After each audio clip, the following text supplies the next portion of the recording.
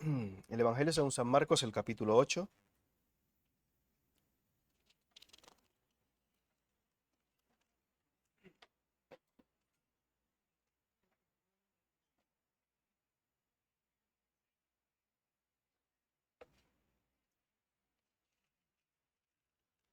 Vamos a leer los versículos del 31 hasta el 38. ¿Lo tenemos?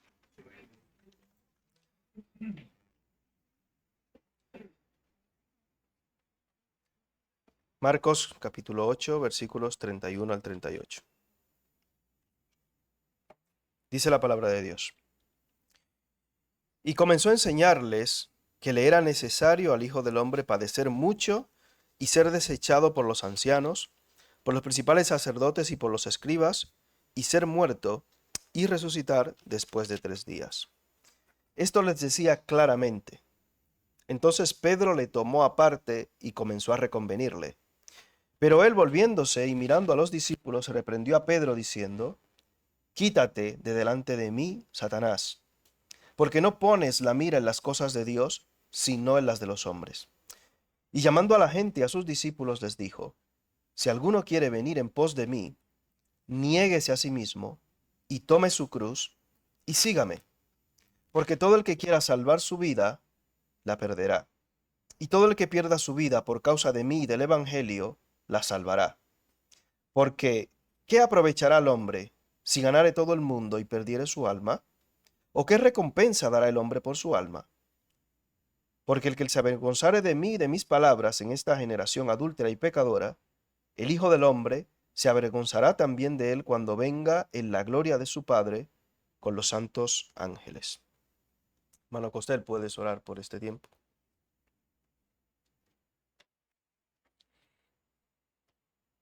Señor y Padre, te damos gracias por esta oportunidad de estar ahora expuestos a tu palabra. Te queremos pedir que tengas misericordia de nosotros y que tu Espíritu obre en nosotros a través de tu palabra, a través de tu siervo. Dale fuerzas, Señor, en medio de ese catarro, esa enfermedad, para que tu siervo pueda predicar con denuedo, con fuerza, con ánimo tu palabra.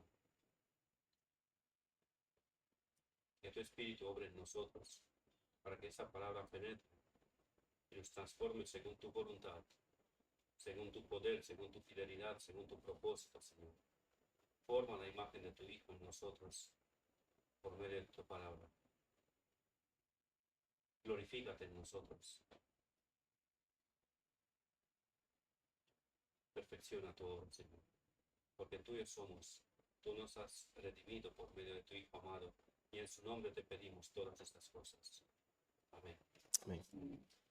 Amén, hermanos.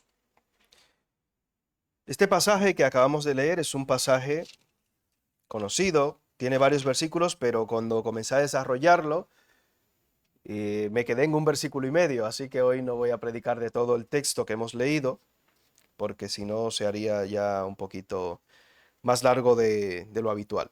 Entonces, si vamos y recordamos un poquito en el contexto lo que hemos estado mirando acerca de Marcos, hemos visto en las últimas semanas que estuvimos tratando este tema, el tema de Marcos, que Jesús estaba haciendo en tierra pagana o en tierras paganas también obras, milagros, como también lo hizo en la tierra de Israel, la alimentación de los 5.000, la alimentación de los 4.000, etc.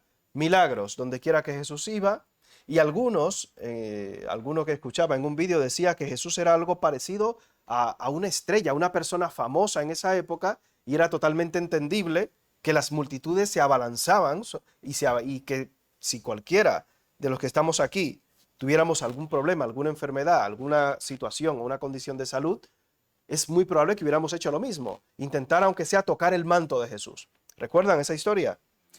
Y se agolpaban y le apretaban y le buscaban, etcétera, etcétera, etcétera. Después de todo esto, encontramos a Jesús teniendo quizás momentos más íntimos con los apóstoles, con ellos. Y en este pasaje que leímos, en el versículo 31 o del versículo 31 en adelante, es la primera predicción que Jesús hace ya de manera íntima con los discípulos sobre lo que es su pasión, lo que iba a sufrir, y también acerca de su resurrección. Este mismo pasaje, por así decirlo, se desarrolla igualmente en Mateo capítulo 16, versículos 21 al 28, en Lucas 9, 22 al 27. Los llamados evangelios como sinópticos.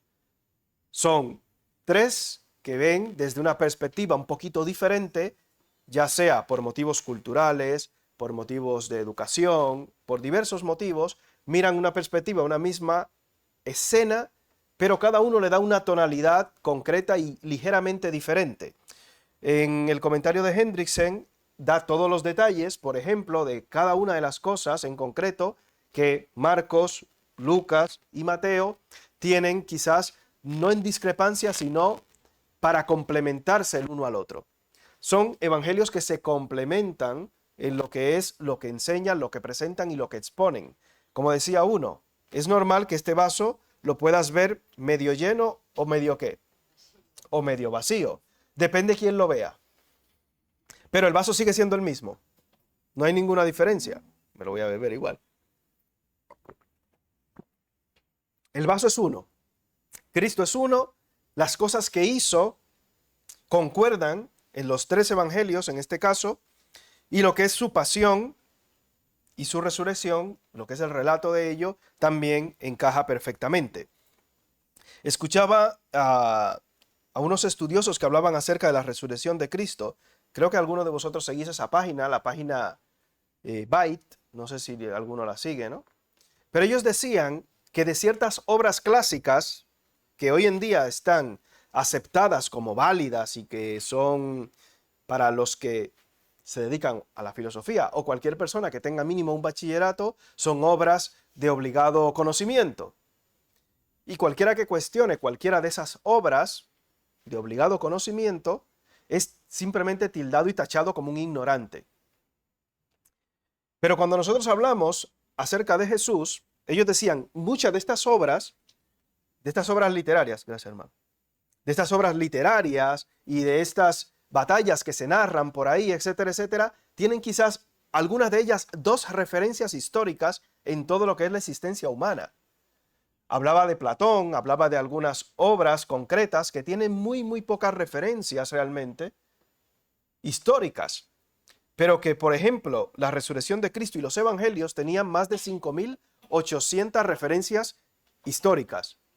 Pero aún así había personas que no creen en que Cristo fue un personaje real, fue un hombre real.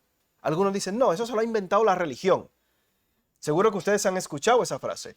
Eso de Cristo, eso se lo han inventado. Como decía uno, Cristo fue el primer comunista y revolucionario. ¿Habéis escuchado eso seguro?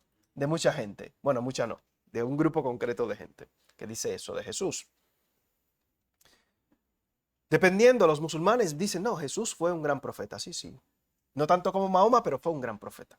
Muhammad, no tanto como Muhammad, pero fue un gran profeta. Etcétera. Y los evangelios sinópticos nos presentan la imagen clara y viva de Jesús como Hijo de Dios, Rey de Reyes, Señor de Señores, y lo vamos viendo en todo lo que es el desarrollo de los evangelios. Hay un artículo también, que en este caso de César Vidal, que hace un estudio, tiene unos años ya ese artículo, es antiguo, no es reciente. Pero él decía que había un grupo de escritos antiguos, unos 23, que eran totalmente fuera del cristianismo, que daban referencias concretas acerca de Jesús y que demostraban que Jesús y que las cosas que Jesús había hecho eran todas reales. Para los discípulos, quizás estas cosas no eran para nada extrañas, pero hoy en día la gente sigue pidiendo evidencias y señales de la existencia de Cristo, de las obras de Cristo, de los milagros de Cristo y aún de la resurrección de Cristo. Los discípulos necesitaban tener estos tiempos íntimos con Jesucristo para que Él les revelara todavía más claramente, como vemos en la primera parte del versículo 32, qué era lo que iba a suceder con Él. ¿Pero lo entendían los discípulos aún así? Tristemente no. Para hacernos una idea con respecto a esto, vamos a presentar por qué esta predicción de Jesús era necesaria, era sorprendente, reveladora, amable y sabia, y también porque esta predicción de la pasión y la resurrección de Jesús era bastante clara. Nos vamos a quedar ahí en esos puntos que abarcan lo que es el versículo 31 y la primera parte del 32. Esta predicción de la muerte de Jesús y de su resurrección era necesaria. No solo la predicción, sino la ejecución de ella. ¿Por qué era necesario? Versículo 31, ¿qué dice? Comenzó a enseñarles que le era ¿qué? Necesario al Hijo del Hombre padecer mucho y ser desechado por los ancianos, por los principales sacerdotes y por los escribas. Preguntaba uno, un ateo, si Dios ama tanto a Jesús, ¿por qué permitió que sufriera de esta manera? Y quizás muchos de nosotros llegamos a hacernos esa pregunta también. Y cuando nos vemos o se ve el dolor reflejado en nuestras vidas o cercano a nosotros, decimos, ¿y si Dios le ama, por qué ha permitido que sufra esto? Porque a los que aman a Dios, ¿qué? Las agradables. Todas. Todas. Y decía un predicador que si hubiera algún método diferente para que la redención de la humanidad pudiera ser posible, que no fuera la muerte de Cristo, su sufrimiento, seguro que Dios iba a utilizar ese método. Cuando decimos que era necesario, como dice aquí la Escritura, que Jesús padeciese de esta manera, es porque no había ningún otro método para satisfacer la santa, justa ira de Dios. No había ningún otro método. ¿Cualquiera de nosotros podía ser sacrificado? Sí. ¿Cuántos fueron crucificados antes, durante el tiempo de Jesús y después del tiempo de Jesús? ¿Cuántos delincuentes, entre comillas, fueron crucificados? No era una excepción la crucifixión de Cristo. ¿Alguno de ellos pudo ejercer ese efecto que Jesús ejerció para toda la humanidad? No. Hebreos capítulo 9, deje un dedo ahí en Marcos, vamos a ir a Hebreos capítulo 9, versículos 15 al 17.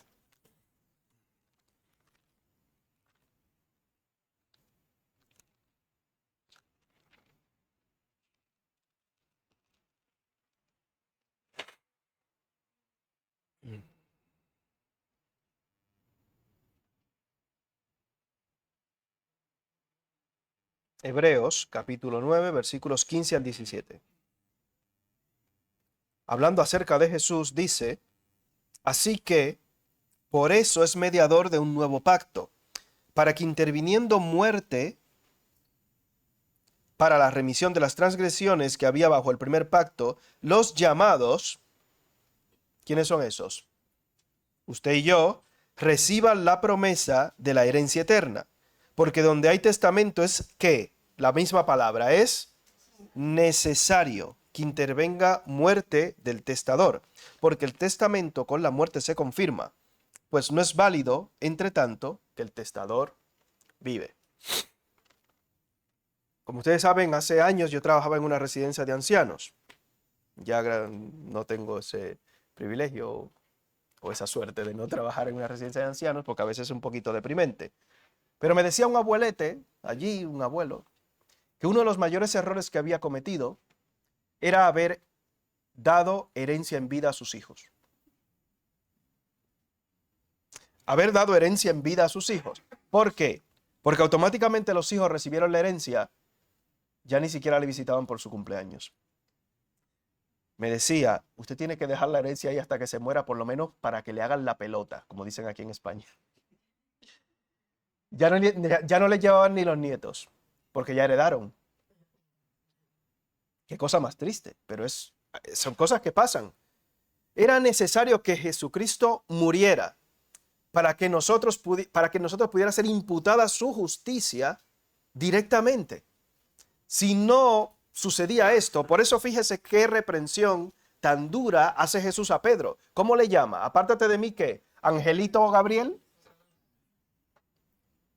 Porque los discípulos no entendían la trascendencia de lo que Jesús realmente les estaba diciendo. Si Jesús no muere por ti y por mí, estaríamos tú y yo igualmente muertos en nuestros delitos y pecados. O sea, Pedro no era consciente de lo que decía. Y el resto de discípulos no eran tampoco la excepción. Tampoco, es que ni se habían quizás enterado de esto. Era necesaria la muerte de Cristo por el propósito o con el propósito de que tú y yo pudiéramos ser posteriormente redimidos. También sorprendente. Fíjate, si volvemos aquí a Marcos, porque no es una muerte común y corriente, no es que te va a dar un infarto, como me decía uno. Le hablaba de un abuelito y igual, 96 años y murió en su cama tranquilito de un infarto. Y me dijo uno, yo lo firmo, eso lo firmo yo. A veces he escuchado esa expresión, ¿no? Cuando alguien muere en su cama y lleno de años, lo firmo morir así. A ver si la muerte se firma, pero bueno. Pero es que la muerte de Jesucristo no fue una muerte cualquiera. No fue una muerte de cualquier manera.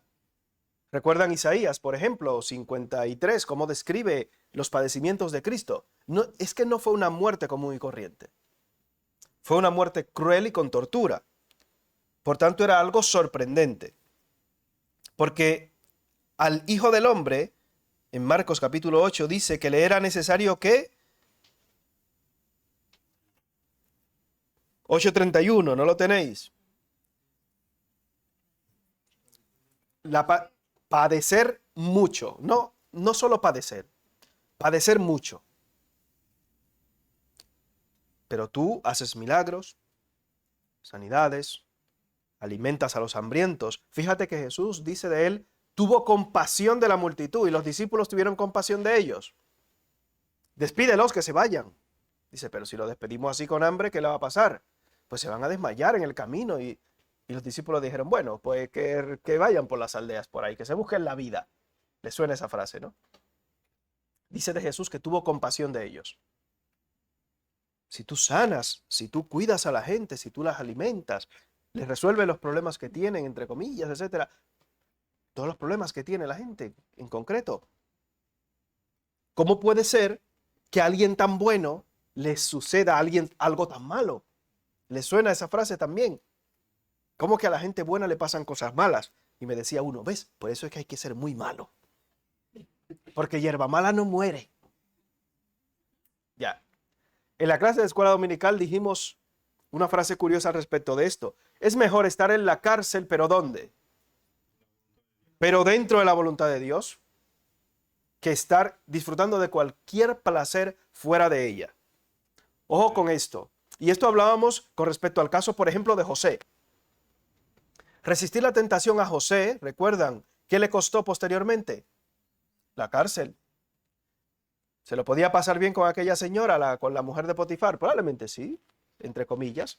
Lo único que si le pillaban luego y le iba a cortar la cabeza y todo, a saber cómo lo iban a destrozar al pobre. Había muchas maneras muy dolorosas de morir en aquella época. Hoy también, pero bueno, menos. Pero él huyó y dijo no. ¿Y eso le costó qué? ¿Aplausos? Le costó la cárcel. ¿Qué hicieron Sadrach, Mesach y Abednego? Se negaron también, ¿no? ¿Y qué les pasó? ¿Dónde fueron a parar? Al horno de fuego. El Señor les libró, amén. Pero es mejor estar en el horno de fuego o en la cárcel dentro de la voluntad de Dios, aunque me duela, aunque no me agrade. No creo que el horno de fuego sea muy agradable, salvo para el pollo o la carne, que bueno, no voy a hablar de eso, no sea que nos dé hambre aquí y nos motivemos. Y la cárcel tampoco es muy agradable. Yo no creo que sea agradable. Aquí dice en España, me decía uno, un expresidiario, no, porque la gente aquí dice que cuando tú delinques, te meten a la cárcel y sales con carrera y tienes allí tela y todo. Dice, pues que vengan aquí. Yo digo, hombre, lo que habría que hacer es no delinquir como tú. Pero bueno, la gente dice, no, y tiene esa idea, esa perspectiva de que las cárceles aquí son como si fuera un hotel. Yo creo que no llega a ese punto, aunque no son tan peligrosas como las cárceles de otros países. Hay cárceles por ahí en Latinoamérica que son, creo que hay un programa por ahí que habla que muestra reportajes de las cárceles. Usted procure no caer en la cárcel, pero si cae, que sea de manera injusta, ¿eh? Amén. No por robarse un banco o algo de esto. Dice, no, yo soy el Robin Hood. No sea Robin Hood. Si cae en la cárcel, que sea por algo injusto. Bien, espero que no sea de los niños nuestros que estén liándola por ahí. Seguimos. Era algo sorprendente, pero Jesús, tú eres bueno. ¿Cómo te va a pasar algo así? Señor, nunca tal te acontezca. ¿Por qué tenía Jesús que padecer de esta manera? Como les decía, por voluntad del Padre primeramente. Morir con sufrimiento de esta manera porque era la voluntad del Padre. Tenía que cumplir y satisfacer esa ira de Dios por nosotros. También para cumplir las profecías realizadas acerca de él en el Antiguo Testamento. Y según vemos que él va dándole pinceladas a los discípulos, les va contando todo esto. También era necesario que Jesús padeciese de esa manera cruel para cumplir con la ley de Dios. Romanos 10, vamos allí, Romanos 10.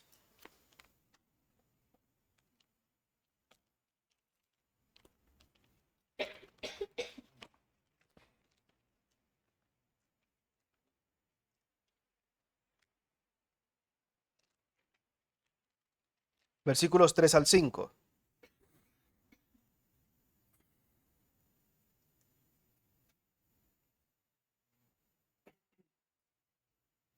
Dice la Escritura, porque ignorando la justicia de Dios y procurando establecer la suya propia, no se han sujetado a la justicia de Dios. Porque el fin de la ley, ¿quién es? Cristo para justicia a todo aquel que cree. Porque de la justicia que es por la ley, Moisés escribe así, el hombre que haga estas cosas, ¿qué? Vivirá por ellas. Porque por la ley ningún ser humano será justificado delante de Dios. ¿Qué fue lo que dijo el joven rico cuando Jesús le dijo los mandamientos, sabes? ¿Qué le dijo el joven rico? ¿Todo esto qué? Ya, no hay uno mejor que yo, maestro bueno. ¿Qué haré para heredar la vida eterna? Jesús le dice, no me llames bueno, es que no hay ninguno bueno, sino solo uno, ¿quién? Dios. ¿Podía decir Jesús, sí, yo soy el bueno como Dios mismo? Sí, pero él le quería dar a entender claramente al joven rico que la respuesta que él esperaba recibir diciéndole, sí, tú eres bueno porque has cumplido, no la iba a tener de Jesús. Como me dijo una vez uno, hablábamos de los funerales, que tristemente muchas veces tenemos que estar. Me decía uno en un funeral que fui, de un hombre respetado y que, entre comillas, bien visto por la sociedad, alguien hizo un comentario concreto acerca del fallecido. Y uno de los que estaban ahí, que se declaraba ateo, dijo frases bastante curiosas, pero una de ellas fue, si el Dios en el que tú crees no deja entrar a su cielo a fulano, o sea, al difunto, es un Dios cerca del cual yo no quiero estar, porque no es justo. Porque nadie ha sido mejor, nadie aquí se ha comportado mejor que fulano. Y seguro que habéis escuchado algún comentario similar a este. Es que no puede ser que Dios sea bueno y que fulano no vaya al cielo. Porque hasta mejor que yo se porta. No por obras para que nadie, no hay mérito aquí que valga para que tú puedas comprar la salvación con ella, ni cumplir un conjunto de normas, de leyes. Mira, si cumples estas 5 cosas, lo vas a conseguir. Y te saltan vídeos seguro que dice, si haces estas 5 cosas y si quitas estos 5 alimentos, adelgaza 10 kilos. Y ahí está usted anotando. Ya, los cinco alimentos que no va a comer. Y cuando usted ve lo que son, dice, bueno, poderlo. Como me decía uno, ¿quieres saber lo que le pasa al cuerpo si duras 2 meses sin comer harinas, ni pan, ni queso, ni jamón? Sí. Dice, no, a mí no me interesa saberlo, déjalo así. Yo sigo comiéndomelo. Y la gente prefiere seguir en su vida, le da igual. E intentar buscar a Dios, intentar ganarse el favor de Dios, pero con sus métodos. Y es claro que Jesús, al cumplir la ley de Dios e imputarnos su justicia a nosotros, nos liberta de la ley. Y esto fue parte también del propósito de Dios en la muerte de Cristo. Cumplir las profecías del Antiguo Testamento, sufrir por parte de la voluntad de Dios para satisfacer la ira de Dios, y también porque era el mismo deseo de Jesús. ¿Recuerdan que dice Jesús? Nadie me quita la vida, sino que yo de mí mismo, ¿qué? La pongo. O sea, los apóstoles, cuando escuchan estas palabras de Jesús, no tienen en su cabeza la la capacidad de entender la trascendencia de todo lo que Jesús le dice en tan pocas frases. ¿Cuánto abarcan esas pocas frases de Jesús con respecto a ellos y a su futuro eterno? Y por eso quizás Pedro, limitándose simplemente a lo que ve de Jesús, de estar con una persona que ama y que es cercana, le dice, nunca tal te acontezca, Jesús. Nunca tal te acontezca. Como decíamos el jueves, si mal no recuerdo, de las cartas de Pablo. Si él no hubiese estado en la cárcel, el apóstol Pablo, si no hubiera pasado por ese periplo de la cárcel, ninguna de estas cartas que tenemos escritas desde la cárcel hubieran sido para nosotros y de tanta bendición como lo son hoy. Porque Pablo se hubiera dedicado a seguir haciendo viajes misioneros. Y durante los viajes misioneros, ¿cuántas cartas escribió Pablo? Si cuando viene a ver había escrito 2 o 3 cartas y había tenido 3 naufragios, se le habrían mojado y se le habían echado a perder. Por ejemplo, imagínese usted, por ejemplo, en la cárcel escribió varias de las cartas que tenemos hoy y que han sido de bendición a lo largo de la historia del cristianismo. Aún la cárcel puede ser una fuente de gran bendición. No se asuste, el pastor está hablando muy bien de la cárcel. No vaya usted a pensar de esa manera ahora. No vaya a tomarlo literalmente para intentar entrar a la cárcel, como decían unos de que supuestamente es la crisis. Era el deseo de Jesús también poner su propia vida por ti y por mí, porque de tal manera que, ¿qué amor ha mostrado Jesús para contigo?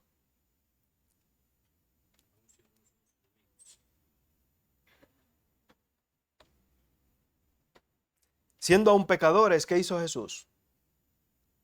Morir por nosotros, siendo aún pecadores, enemigos de Dios. Por tanto, esta predicción de Jesús, aparte de ser necesaria para los apóstoles, era sorprendente por todo lo que implicaba, pero también reveladora, porque ¿quiénes eran los encargados o quiénes iban a ser los encargados de ejecutar una muerte tan trágica, tan dolorosa y tan injusta? ¿Quiénes eran? Los ancianos, los principales sacerdotes y ¿quién más?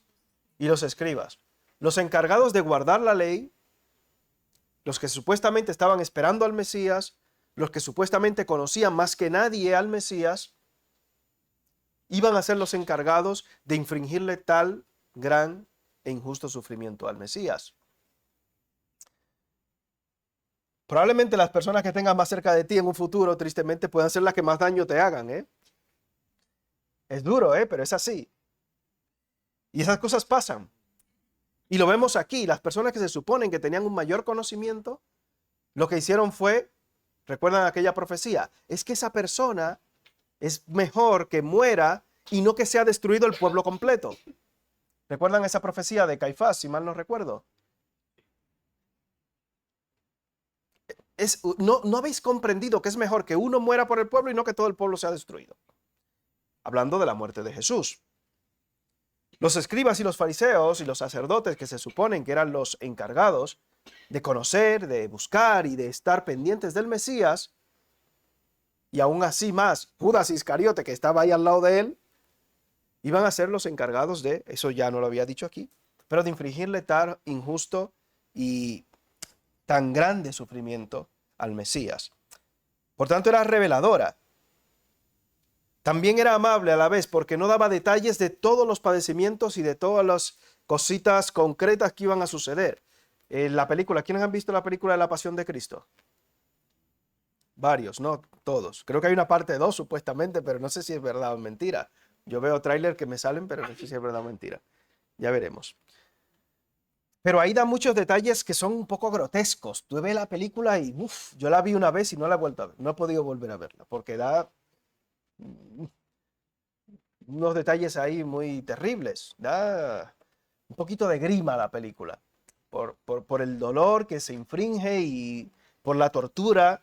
Hablan de que en esos látigos se utilizaban fragmentos de hueso de animales afilados para producir más daño, etc. Imagínate tú que le comenzara a contar esas cosas a los discípulos. Jesús, qué horror.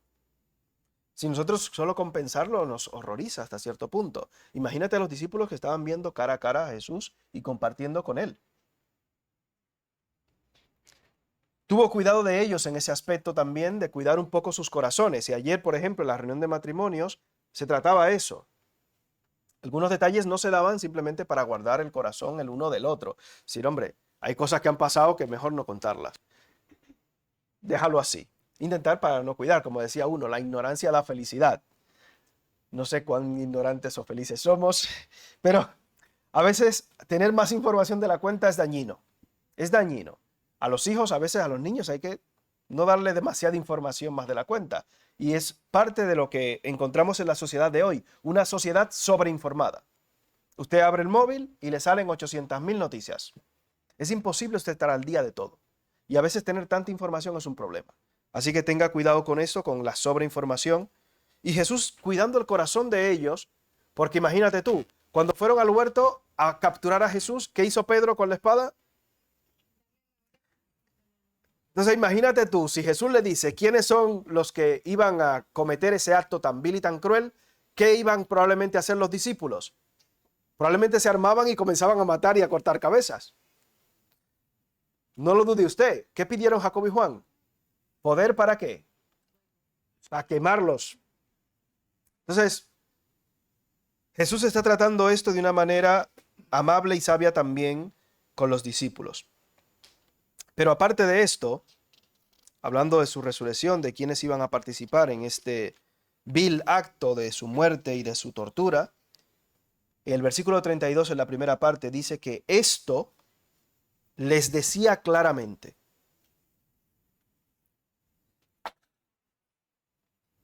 Aquí no había vueltas, aquí no había cosas ocultas. Esto se lo estaba diciendo muy claramente a los discípulos. Había un tema que salió ayer con respecto a eso, que a veces las mujeres cuando hablan, hablan entre líneas. No sé si habéis notado quiénes fueron las únicas personas que entendieron lo que le iba a suceder a Jesús. Fueron los discípulos. ¿Recuerdan aquella que estuvo lavando y ungiendo al Señor? ¿Y por qué causa dice Jesús que ella lo estaba haciendo?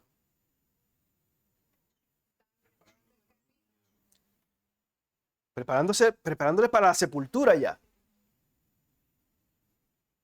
O sea, los discípulos estaban siempre con Jesús y ninguno de ellos se entendieron, pero hubo una persona que entendió. ¿Quién fue?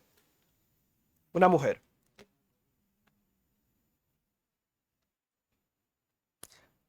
Fíjate qué cosa más curiosa.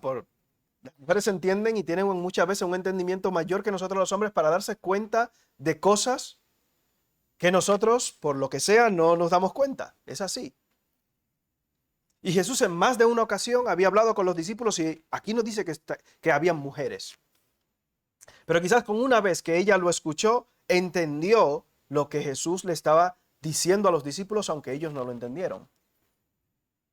Él les hablaba claramente, pero los discípulos no entendían.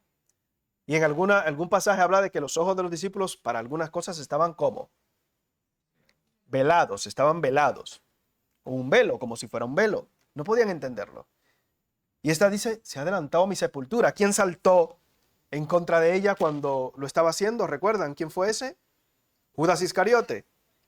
¿Por qué no se vendió esto, no? Pero era para él clavarse el dinerito. Que dice la Biblia que era ladrón. Aparte de todo lo otro que tenía, imagínate. Hay un pastor que conozco. Es un pastor un poquito, bueno, liberal, por así decirlo. Pero él decía que había que simplificar aún más todavía lo que eran las versiones modernas de la Biblia. Y hay ahora mismo, bueno, hay muchas versiones. La versión La Palabra, Dios habla hoy, muchas versiones. Y él decía que había que hacer una versión como resumida y de a pie para llegar impactante a los jóvenes. Resumida, de a pie y con figuras. Una Biblia será de 6 páginas, entiendo, porque ahora los jóvenes del TikTok solo es chum chum con el dedito. Si dura más de 15 segundos no lo quieren ver. Es así. Pero no tenemos realmente, yo creo, nosotros los creyentes, un problema de claridad con la Biblia. Yo creo que la Biblia se entiende muy bien y yo creo que estamos todos de acuerdo. Jesús dice que esto se lo decía claramente a los discípulos. El problema que tenemos con la Biblia no es un problema de claridad, es un problema de obediencia. Lo que pasa es que lo que la Biblia dice a mí no me gusta. Ese es el problema. Dice que Jesús le estaba hablando a los discípulos de una manera como muy clara. Aquí no hay un problema de claridad, sino un problema de obediencia. Y es natural, no es normal, pero es natural y habitual que cuando yo leo la Biblia y me confronta, mi reacción sea contraria por el pecado que mora en mí. Yo no quiero obedecer la Biblia. Dice el mismo apóstol Pablo que tengo esa lucha en mis miembros. ¿Mi cuerpo hacia dónde tira? Hacia el pecado. Pero cuando usted está en el Espíritu, si usted es creyente y tiene el Espíritu Santo, si alguno no tiene el Espíritu de Cristo, ¿qué? Para usted obedecer la Escritura, si está en el Espíritu, no puede ser una tortura y un castigo. Porque si es para usted una tortura y un castigo obedecer la Biblia, lo primero que usted tiene que preguntarse, ¿yo soy nacido de nuevo? ¿Yo tengo el Espíritu Santo? Ya usted tiene que comenzar a cuestionarse su relación personal con Dios. Es triste, pero es la realidad. ¿Tenemos problemas para entender la Biblia? Yo creo que no. Creo que la Biblia es muy clara. Da igual la versión que sea. Estaba leyendo la semana pasada la Biblia del oso y es un poquito más difícil de entender. ¿Quiénes la conocen, la Biblia del oso? Bueno, es un castellano ahí complicado. Bueno, es complicado. Complicado. Una cosa... Pero bueno, se entiende más o menos. Pero esta Biblia que tenemos en la mano y las que tenéis vosotros, aunque sea la versión que usa Fabián, sí, hay muchas versiones, se entienden claramente. ¿Cuál es mi problema? ¿Cuál es tu problema? Que yo no quiero obedecerla. Porque veo una ley en mis miembros que el mal está en mí. Y por eso vamos a cerrar con los versículos 34 y 35.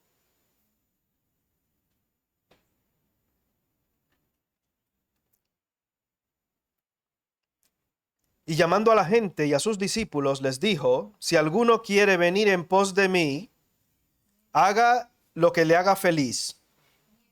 ¿Cómo? Busque su destino. ¿Qué es lo que tiene que hacer? Pues eso a mí no me ha gustado. Niéguese a sí mismo y tome su cruz y quédese en su casa. A ver si tenéis una versión diferente a la mía. Porque es lo que mucha gente tristemente hace. Hago lo que me dé la gana, lo que me dé placer y felicidad y me quedo en mi casa si hace falta también. Niéguese a sí mismo y tome su cruz y sígame. Porque todo el que quiera salvar su vida, ¿qué? Y todo el que pierda su vida por causa de mí, del evangelio, ¿qué?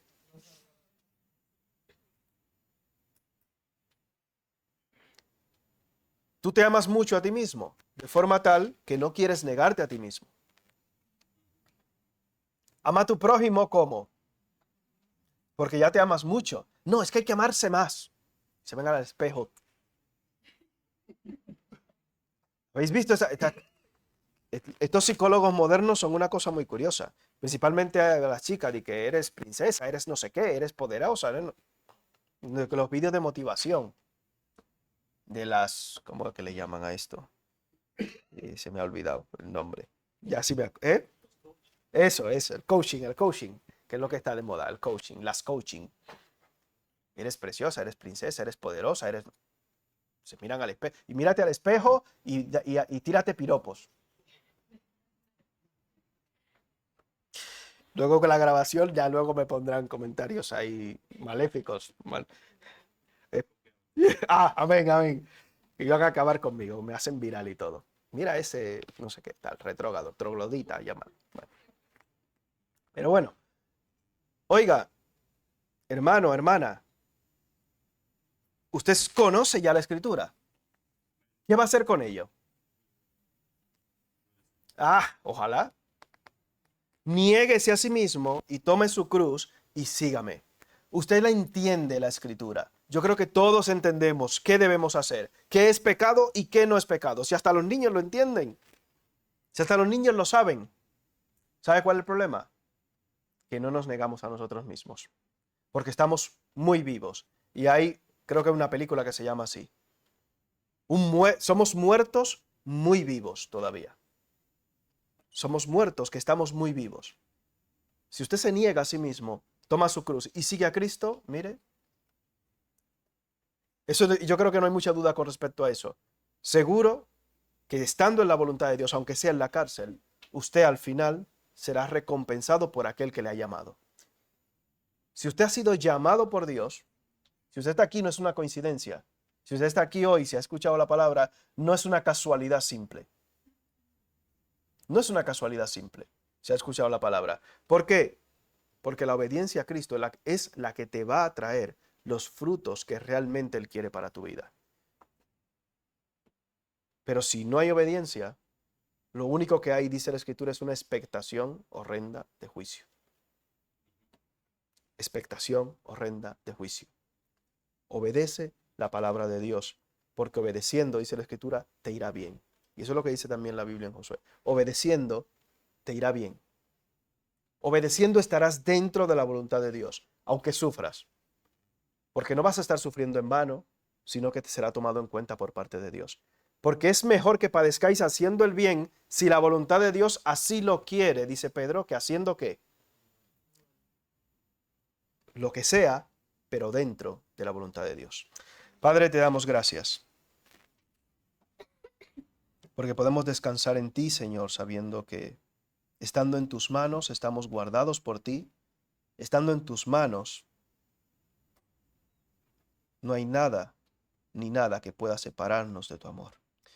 Te pedimos, Padre Celestial, que no seamos oidores olvidadizos, sino hacedores de tu palabra y que podamos, en medio de cualquier circunstancia y situación que tengamos en nuestras vidas, mantenernos obedeciéndote y en tu voluntad. No es agradable muchas veces a nuestra carne, no es muchas veces lo que queremos hacer, Señor, como seres humanos, pero nuestro cuerpo simplemente nos lleva y nos intenta arrastrar hacia el pecado.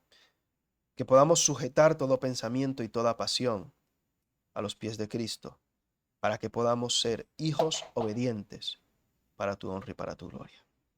Padre, ayúdanos a obedecerte en todas las cosas que ya tú nos has mostrado que debemos hacer. Padre, si en algo estamos actuando de una manera incorrecta y fallando y desobedeciendo, toca nuestros corazones y que tu Santo Espíritu nos mueva hacia ti.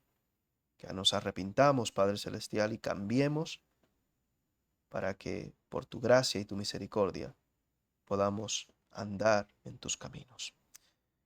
Perdónanos, porque el querer el bien está en nosotros, pero no el hacerlo.